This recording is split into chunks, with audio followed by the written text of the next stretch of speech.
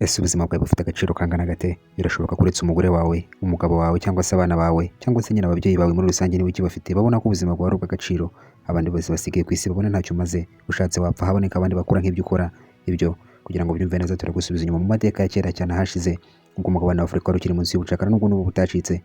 Dusubiye ahagana mu mwaka w'igihumbi magana arindwi na mirongo inani na rimwe, ubwo ubwato bw'Abongereza bwatwaraga abacakara bubavana mu nyanja ya Atlantique bubaturukije muri Afurika bubajyana muri Amerika, bwitwaga Zong. Bwari butwaye abagenzi 440 b'abacakara bari buvanye ku mugabane wa Afurika bubajyanye muri Amerika ndetse n'Iburayi guhinga imirima y'ibisheke n'isukari.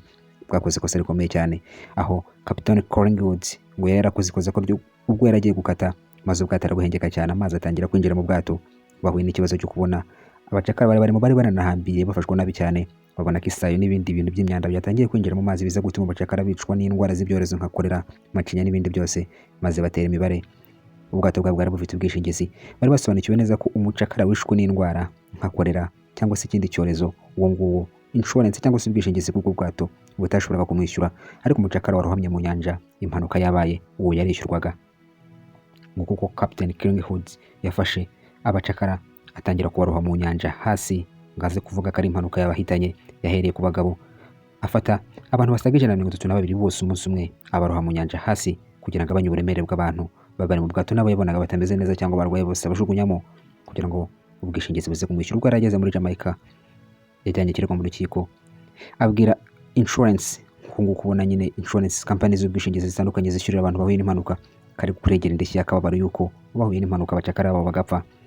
Insurance yabanje kwanga kumwishyura, ariko kandi ngo umucamanza yaje gukubita inyundo hasi yemeza ko koko abo bantu bagomba kwishyurwa kuko nyine bahombye bagapfusha abantu babo.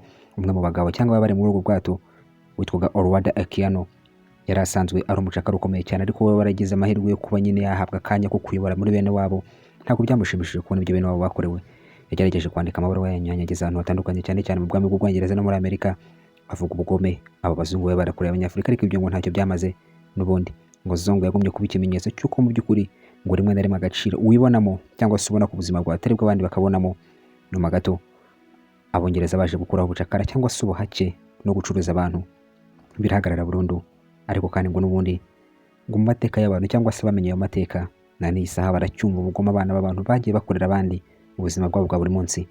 Birashoboka ko nawe nshuti ufite aka kanya ushobora kubona ko igukeneye cyane, hari byinshi gucunze kuko hari ibyo yifasha, ukayiguriza udufaranga, ukayifasha mu kazi, bigira imibereho n'ubuzima byagoranye ukaba wayiha two kurya, ukayiha agasabune n'ibindi, ukibwira ko ibona ubuzima bwawe bufite agaciro cyane, ariko siko bimeze kuko ushobora no gupfakaza abandi babikora nkawe cyangwa se bakurusha.